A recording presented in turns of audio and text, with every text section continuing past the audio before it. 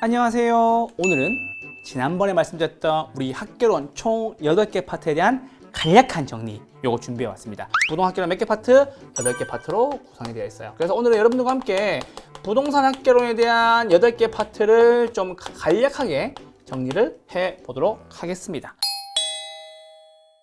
축구하면은 앞에 45분을 뭐라 그래요?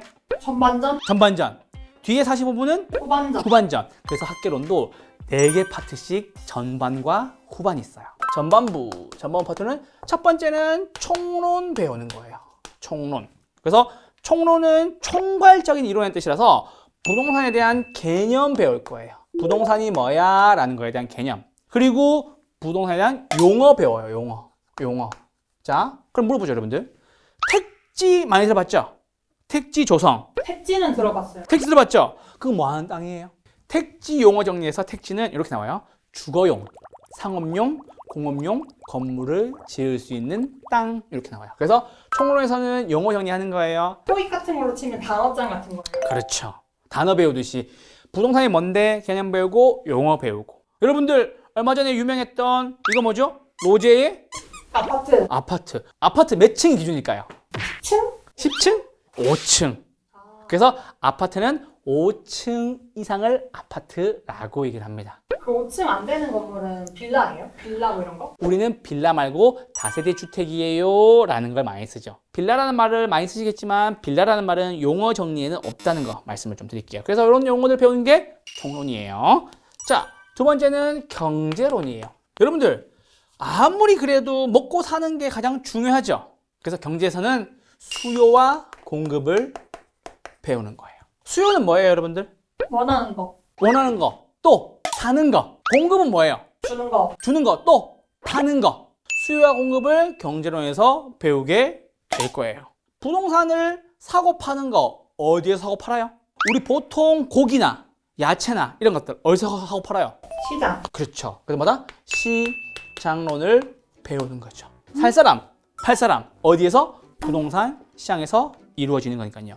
부동산 시장론은 다시 두 가지 파트가 나뉘는데 전반부에서는 시장에 대한 전반적인 이야기를 배우고요. 후반부에서 학자 배웁니다. 우리 학자는 여러분들 저한테 들으시면 어머나 너무 쉽네 라고 얘기할 정도 쉬워요. 부동산 시장론에서 학자 나오는 사람이 총 몇 명이냐면 18명이에요. 부동산 학개론 학자 학자 몇 명인지 아는 것이 첫 번째 학자를 정복하는 첫 번째 디딤돌이니까 시장론. 학자 몇 명? 뭐 몇 명인지 물어봐요. 총 몇 명이 있고 어떤 이론을 누가 주장했고 요거 연결시키는 거예요. 예를 들면 뭐 리카도의 차액지대설, 마르크스의 절대지대설 이렇게 엮어드리는 거예요. 그래서 그게 18개가 완성이 되면 학자가 다 완성이 되는 거지.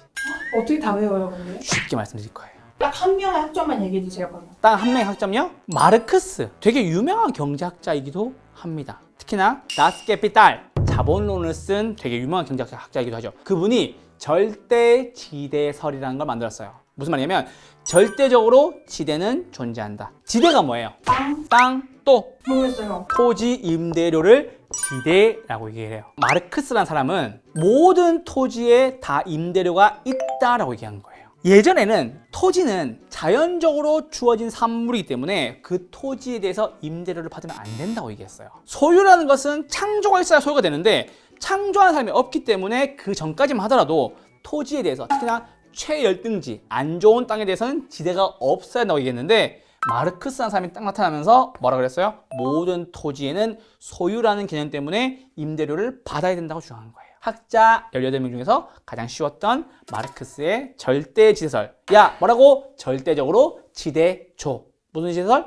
절대지대설이었습니다. 이렇게 설명드리는 거예요. 부동산이 뭔지 알았고 사고 팔고를 배웠죠. 시장을 이해했어요. 그 다음에 확인해야 될 게 있어요. 무엇을 확인해야 돼요?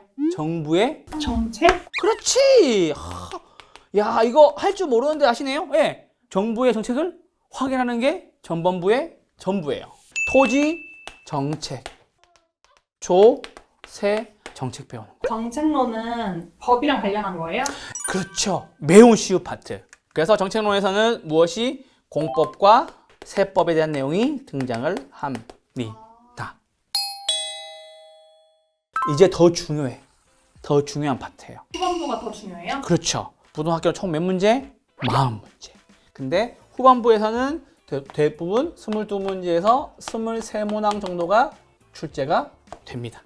투자론이 여기서 등장을 하는 거예요. 그래서 투자론은 부동산 투자하기 위한 모든 준비를 하는 과정이에요. 그래서 투자하기 위해서마다 금융론 배우는 거고요. 투자할게. 돈 빌렸어요. 이제 뭐해요? 사야 돼요. 사야 돼요. 지어도 되죠. 아, 지어도 돼요. 부동산 개발론. 개발하고 난 뒤에 뭐 해야 돼요? 관리해야 되겠죠. 내가 관리할지 남에게 맡길지. 관리했는데 더 중요한 게 있죠. 최근에 가장 중요해요. 짓고 관리하고 현수막 써붙이고 막 하는 거예요. 그 왜 하는 거예요? 광고하려고? 그쵸? 그 광고가 우리는 마케팅이라고 얘기하는 거죠. 부동산 마케팅론 중요합니다. STP 전략, 포피 전략. 그러면 막 직장 이런 거 나와요. 그런 거 말고. 그래서 뭐 가격을 어떻게 조절할지, 아니면은 우리 아파트 내에 실개천이 있다, 조식 서비스가 제공이 된다, 이런 것들 강조하는 거, 어떻게 강조하는 건지, 그리고 내가 어떤 유통 채널을 통해서 부동산을 팔아먹어야 더 비싸게 깔끔하게 잘 팔 수 있는지 이렇게 배우는 거예요. 대망이 마지막이죠. 어려운 파트예요. 감정평가는 가치를 측정하는 거예요. 제가 가격이라고 얘기 안 했어요. 가치라고 얘기했어요. 가격은 몇 개인데? 한 개죠. 근데 가치라는 것은 보는 사람마다 다를 수가 있겠죠. 그래서 감정평가는 가치를 측정하는 거예요. 특히나 어드 파트, 경제론 파트, 투자론 파트, 감정평가론 파트가 가장 중요합니다. 요 8개 중에서 3파트죠. 절반도 안 되죠. 근데 여기에서 절반에 가까운 문제가 나와요. 그러면 시험 문제에서도 감정평가를 하는 문제가 나오는 거예요? 나오죠. 감정평가 문제가 나오죠. 특히나 감정평가론은 이렇게 나와요. 15% 내외다, 이렇게 나와요. 감정평가론만 유난히 문제가 많이 나오는 파트예요. 특히나 Q&A에서도 이렇게 나와요. 감정평가론은 전체 문항 중에서 15% 내외로 출제가 된다. 그래서 감정평가론 되게 중요해요.